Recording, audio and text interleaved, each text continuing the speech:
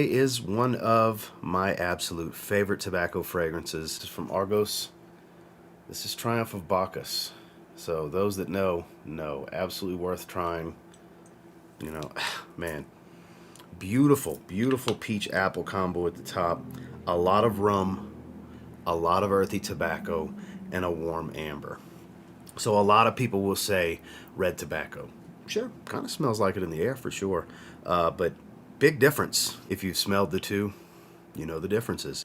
This is clean. This is rich. This is warm. This is very fruity. Very clean, pure smell.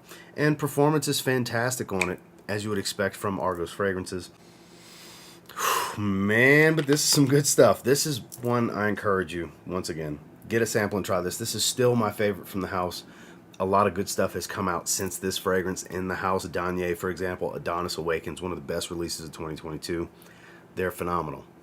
I still think this is the best of the house. This is an amazing boozy tobacco. And if you're a fan of boozy tobaccos and want to experience the top tier of quality for that scent profile style, I would suggest getting a carded sample or trying stuff from the house.